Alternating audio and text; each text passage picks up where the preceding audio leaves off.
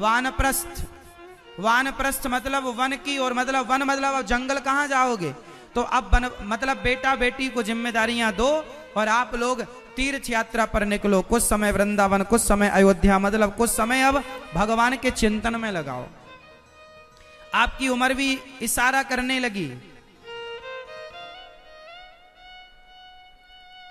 50 वर्ष के बाद क्या स्टार्ट होता है? 51 वन, जाओ वन की ओर। 51 52 जाओ वन की ओर जाओ, मतलब निकलो अब घर से, भगवान में मन लगाओ।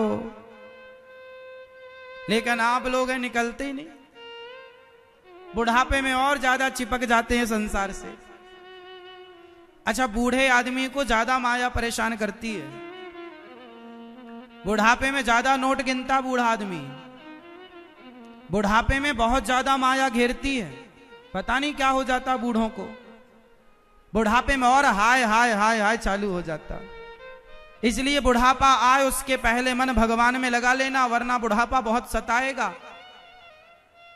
बच्चे कहते हैं जाओ निकलो घर से तीर्थ यात्रा में, बुढ़ऊ निकलते ही नहीं। समय होता है, समय से विवाह कर लो, समय से बच्चे पैदा कर लो, समय से बच्चों का विवाह कर लो और समय से मन सबसे हटाकर समय से मन प्रभु के चरणों में लगा लो। यही जिंदगी है। बुढ़ापे में तुम्हें बच्चे प्यार से 2 रोटी नहीं देते, सम्मान से 2 रोटी नहीं देते, तो क्यों कुत्तों की तरह खाने के लिए मजबूर हो? क्यों नहीं अपना तीर्थों में निकलते?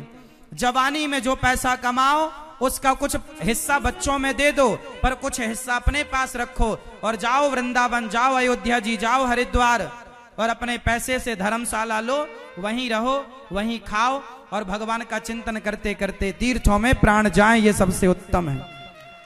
अब तुम बुढ़ापे में घर में क्या कर रहे हो? पोता पोती के लात खाने के लिए घर में पड़े हो क्या? क्या काम तुम्हारा बुढ़ापे में बताओ? इसलिए बुढ़ापा ठीक करना है तो चारों आश्रमों का पालन हो, गृहस्थी से पार हो जाओ। अब देखो, आपकी 50 साल की उम्र हो गई, बेटी का ब्याह हो गया, बेटों का, अब सारा सुख देख तो लिया, क्या बचा है तुम्हारे लिए? पत्नी का सुख ले लिया, बच्चों का सुख ले लिया, पैसा भी कमाया, पद प्रतिष्ठा हुई, अब पाया छोड़ो भी ना भाई, थोड़ा छोड़ो भी। अब छप छोड़ो, बेटा बेटी को दो, अपना चित्त भगवान में लगाओ। मरने के पहले सबसे मन हटा देना, शांति से कम मर जाओगे। घर में रहोगे, घर वाले मरने नहीं देंगे। जैसे ही मरने के लिए लेटोगे ना, घर वाले परिवार के लोग आएंगे, आपको हिलाएंगे, हमें पहचानो, हमें पहचानो, हमें।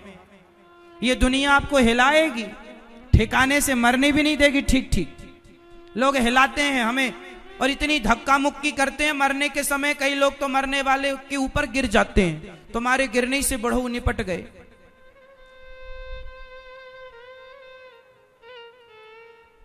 और तुम्हें ये गलतफहमी बहुत रहती है कि हमारे बाद क्या होगा महाराज, तुम्हारे बाद सब ठीक होगा, तुम आराम से मरो। तुम्हारे बिना, तुम्हारे बाप के बिना, तुम्हारे दादा के बिना किसी का काम रुका? मर तो गए तुम्हारे बाप दादे, क्या काम रुका? और तुम मर जाओगे तो क्या काम रुकेगा? ये गलतफहमी मत पालो कि हमारे बिना कुछ रुकेगा। ये सृष्टि हमारे बिना भी थी, हमारे साथ भी है और हमारे बाद भी रहेगी। कुछ ना बिगड़ा किसी का, कुछ ना बिगड़ना। ये गलतफहमी में जी रहे हो तो त्याग दो ये गलतफहमी, किसी का कुछ ना बिगड़ना। आपका मन भगवान, इतना तो करना स्वामी, जब प्राण तन से निकले, गोविंद नाम लेकर मेरे प्राण तन से निकले। संसार में अब आप, कुछ लोगों की तो पत्नी भी चल बसी, अब पत्नी भी चली गई बेचारी, बच्चे बड़े हो गए, कमा रहे हैं, बहू आनंद से है, पोता पोती ठीक है। अब तुम काहे घर में? कुछ बूढ़े लोग तो बताओ अभी भी मेहंदी पोत पोत के मूछों में शादियां अटेंड कर रहे हैं। ये तुम्हारी मेहंदी पोत के शादियां अटेंड करने की उम्र है कि अब माला जपने की उम्र आ गई? ये बूढ़े, कोई जाए ना जाए शादियों में, ये बूढ़े जरूर जाएंगे गुलाब जामुन खाने, लाठियां ले लेके, डंडा ले लेके। अब ये तुम्हारी उम्र गुलाब जामुन खाने की है कि सूखा रूखा खा के भगवान का चिंतन करने की है?